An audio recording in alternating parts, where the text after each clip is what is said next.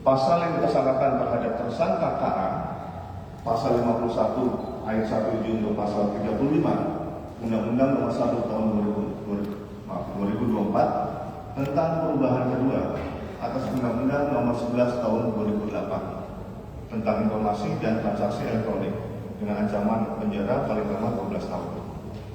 Pasal 48 ayat 1 junto pasal 32 ayat 1 Undang-Undang Nomor 11 Tahun 2008 tentang informasi dan transaksi elektronik, ancaman penjara paling lama 8 tahun. Yang kedua, laporan polisi nomor LPB 422 8 Romawi 2025 SPKT Baris Krim Polri tanggal 31 Agustus 2025. Pada tanggal 1 September 2025, Direktorat Cyber Baris Krim Polri telah melakukan penangkapan terhadap tersangka LFK selaku pemilik, pengguna atau penguasa akun media sosial Instagram @larasfaizati. Modus operandi perbuatan tersangka adalah membuat dan mengunggah konten video melalui akun media sosial Instagram miliknya yang menimbulkan rasa benci kepada individu atau kelompok masyarakat tertentu berdasarkan kebangsaan, menghasut atau memprovokasi massa, aksi unjuk rasa untuk melakukan pembakaran terhadap gedung Mabes Polri. Selain itu, tersangka juga tanpa hak mentransmisikan dokumen elektronik milik orang lain atau milik publik. Tersangka LFK, umur 26 tahun, pekerjaan pegawai kontrak lembaga internasional.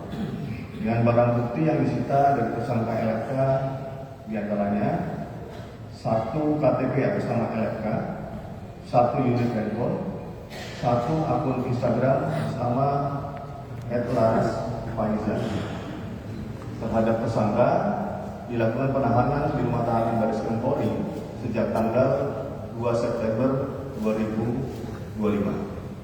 Nah, kalau kita melihat visualisasi bahwa yang bersangkutan menggugah postingan tersebut, kemudian menunjuk kepada lokasi, dan di sebelahnya adalah visualisasi pada saat terjadinya unjuk rasa di depan Mabes Polri. Tersangka mengunggah konten di lokasi yang berdekatan dengan Mabes Polri yang merupakan objek vital nasional yang bisa memetakan target lebih dekat dengan potensi membahayakan, dan yang bersangkutan posting pada saat adanya demo di Mabes Polri di mana berpotensi memberikan perbuatan tindak anarkisme dengan jumlah pengikut akun Instagram larasfaizati 4008. Pasal yang dipersangkakan terhadap tersangka LFK, pasal 48 ayat 1 junto pasal 32 ayat 1 Undang-Undang Nomor 11 Tahun 2008 tentang informasi dan transaksi elektronik, ancaman penjara paling lama 8 tahun.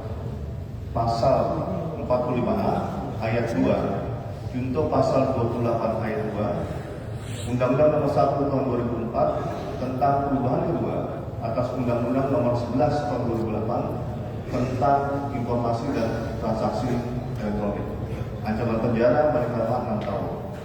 Pasal 160 KUHP, ancaman penjara paling lama 6 tahun.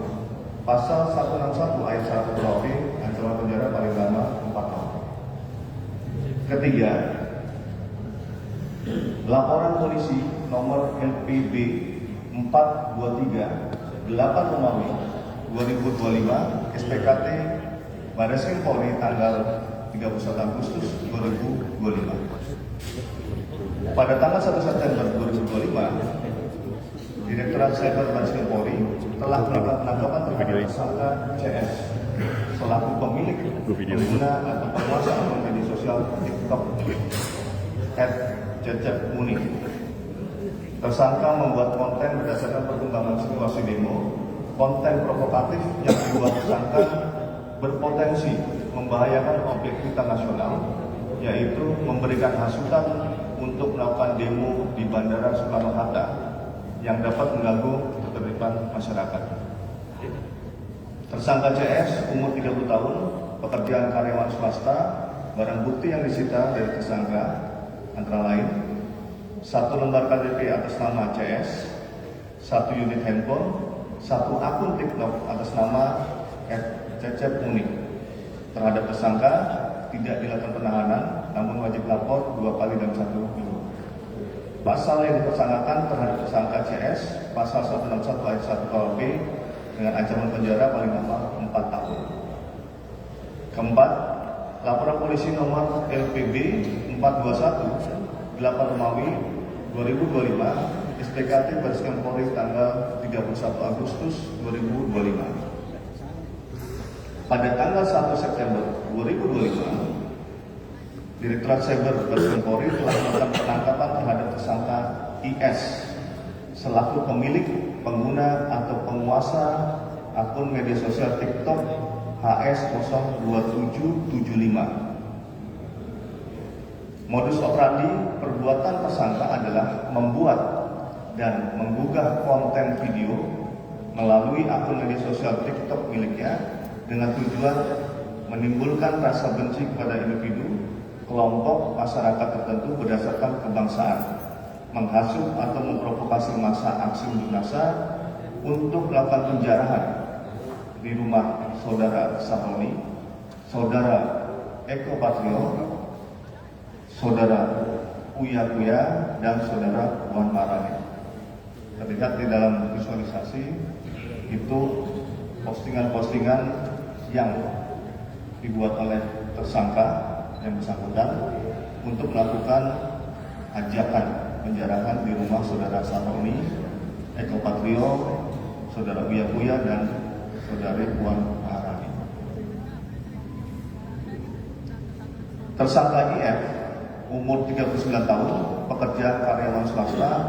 Barang bukti yang disita dari tersangka IS antara lain 1 KTP atas nama saudara IS, 1 unit handphone, 1 akun TikTok atas nama @hs02775. Terhadap tersangka dilakukan penahanan di rumah tahanan Baris Krim Polri sejak tanggal 2 September 2025. Akun tersebut memproduksi konten provokatif dengan potensi membahayakan objek vital nasional dan memberikan hasutan untuk menjarah rumah anggota DPR, yaitu Bapak Sahroni, Eko Patrio, dan Uya Kuya, dan Ibu Puan Maharani. Akunnya juga akun anonimus, sehingga akun ini menjadi indikator memberikan provokasi terhadap situasi yang terjadi. Akun TikTok tersangka memiliki pengikut sejumlah 2.281 akun.